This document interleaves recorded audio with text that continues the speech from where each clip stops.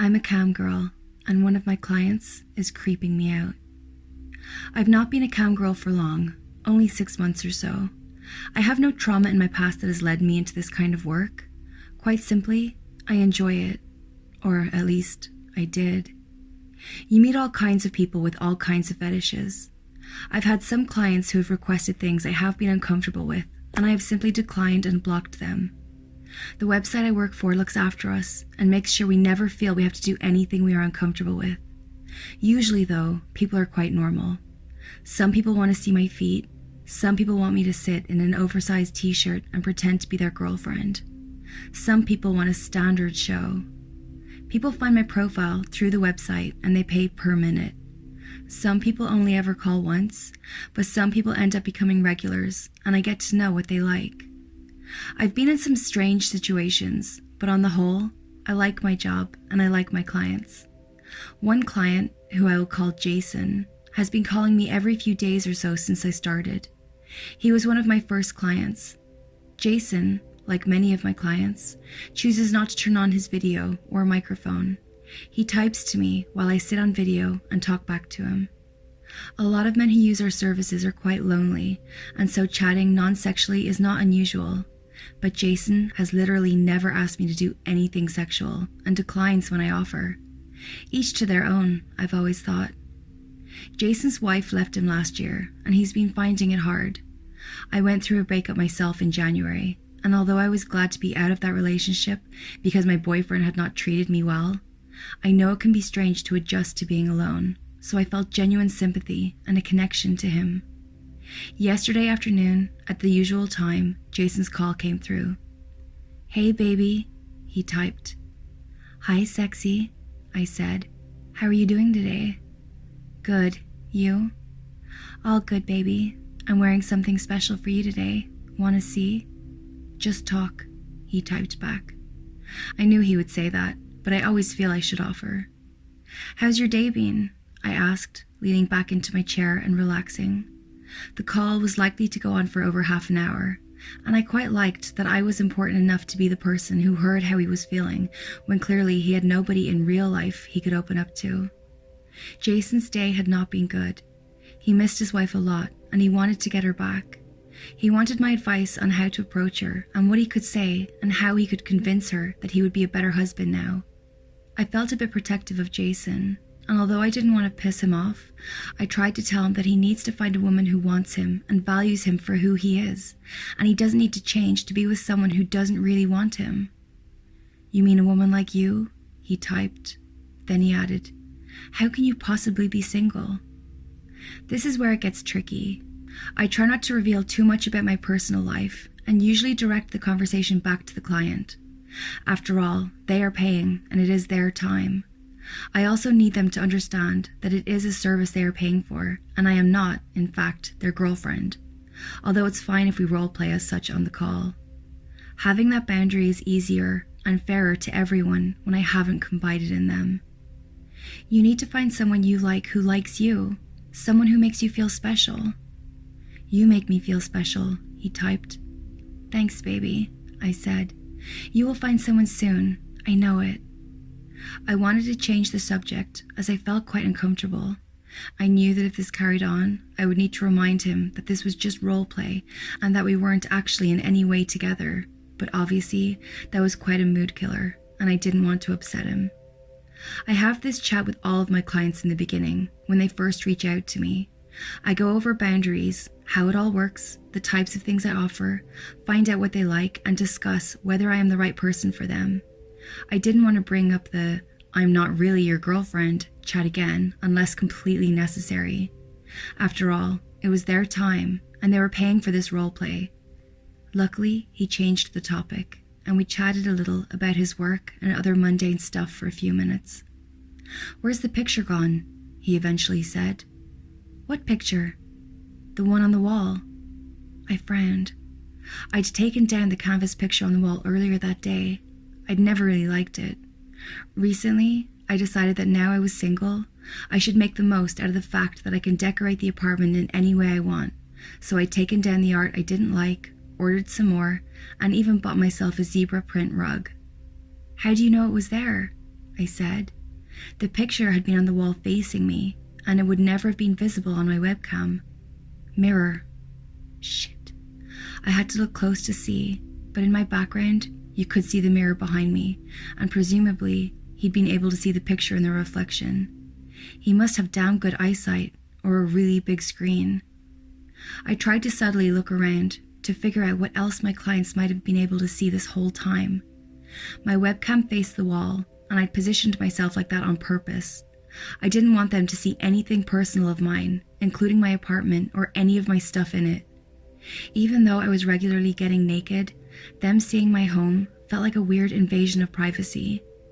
I made a mental note to sort out the mirror later and tried to carry on with small talk.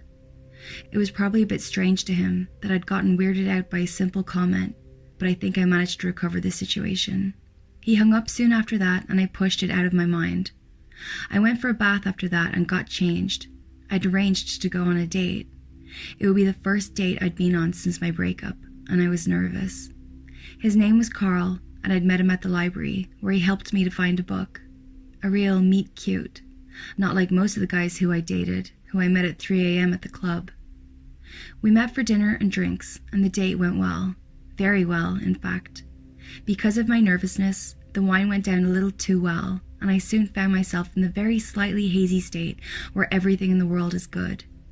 I stopped drinking then, not wanting to embarrass myself, and he followed my lead. We talked for hours about our lives and our interests. He was smart. He was interested in me. Truth be told, at one point in my life, I may have described him as boring, but he wasn't. He was just someone who was open about what he was looking for and wanted to meet someone who was like-minded. It was me who kissed him. He looked taken aback initially, but then kissed me back. It was sweet. He walked me home at the end of the date, and as he turned to leave, I called out after him, "Do you want to come inside?" We sat on the couch and watched a movie. Actually, we watched about a third of the movie. When things started getting heated, he stopped to ask me if I was sure and told me he was happy to wait. He was so sweet, and although I hadn't planned to have sex on the first date, I wanted him right there more than I'd ever wanted anyone. We didn't even make it to the bedroom. We did it right there on the couch. Carl cared about pleasuring me. It wasn't just a race to the finish line. When Mr. Scruffles, my cat, decided to try to hop on the couch with us at one point, he just laughed. I was smitten already. I fell asleep in a state of utter bliss. We had coffee together this morning, and he left for work. I hadn't told him I was a camgirl yet. Maybe that was wrong. I was just so worried he wouldn't be okay with it, and telling people on a first date seemed like a bad idea. I had batted off the question with some vague comment and told him I worked from home, which was technically true. After showering and doing my makeup, I logged on, ready to work, feeling a bit strange after last night, about the fact I was about to talk to the men I was about to talk to, in the way I was about to talk to them. Ah well, I thought to myself, a girl's gotta work, a girl's gotta eat. Jason called me, which was odd since we had spoken yesterday. Normally, it was just once every few days. "Hey baby," I said, "how are things going today?" "You're a fucking slut," he typed. I froze. What the fuck? He never spoke like that. Some people said stuff like that in the middle of dirty talk, but it had never been like that with Jason. Before I could say anything, he was typing again. "You loved his big dick, didn't you? You're fucking disgusting." I ended the call immediately and blocked him. How had he known? I looked around, completely confused, and then I got up to pace around the room. Literally, the only person I told that I was going on a date was my best friend Karen, and the only person who knew that I'd slept with Carl was Carl. My eyes darted around the room and rested on my laptop. I'd heard about webcams being hacked, but I wasn't sure how he could have done it. The website I worked for was secure. How would he have accessed it? I didn't know much about technology, and an internet search gave me a lot of stuff that was too technological for me to understand, as well as some dramatic and scary news articles. I wasn't sure what to think. I decided, on advice from the internet, to tape over it. I felt completely freaked out and violated, and was in no mood to carry on with clients anyway, so I decided to take a day off for myself. I could make up for it by working more next week if I needed to. I went to the gym and then decided to meet Karen for lunch. While Karen knows I am a camgirl, I decided not to tell her about what happened with Jason this morning. She did not approve of my new job, for precisely the reason that she thought it might be dangerous if one of my clients was a psycho, and I couldn't bear to get an "I told you so" when I explained that my webcam had been potentially hacked by a client. I did, however, tell her about Carl and our date. "Sex on the first date?" she said, feigning shock. "Look at you. Good for you, girl. You get yours." She spent the next half an hour wanting to hear lurid details, and I laughed at her. We chatted for a while after lunch, and when she went to pick up her kid from football, I decided that I wasn't ready to go home yet. I stopped by the nail salon, got myself a manicure and a pedicure, and by the time that I arrived home to find flowers on my doorstep, I had almost forgotten about Jason. "Thank you for the flowers," I texted Carl. I was glad I was alone because I was grinning from ear to ear like a teenager. He sent back an embarrassed face. That was a weird response, but never mind. I messaged him again, telling him I was about to cook my famous chili, i.e. a recipe printed off from a website, if he wanted to join me, and he responded that he'd be over in an hour. By the time he arrived, things in the kitchen were not going well. The chili was getting dry and sticking to the pan, and I ran to open the door for him with barely time for a hello before I had to rush back into the kitchen to rescue dinner. "There's wine on the table," I shouted through to the living room. "Make yourself at home. I'm just seasoning." "Smells good," he said. "You got a secret admirer?" "Huh?" "I added too much water to the chili. Now it was too watery. Shit." "The flowers," he said. "Very funny," I said. "Thank you for those. They're beautiful." "They're not for me," he said. I turned off the heat and walked into the living room. "What do you mean?" I said. "I didn't send you flowers. When you messaged earlier, I thought you were saying I should have sent you flowers, and I felt bad." "That's weird," I said. "Then who—" "What the fuck?" He interrupted me, pulling out a card that I hadn't seen that had been buried inside the flowers. His face went white as he handed it to me.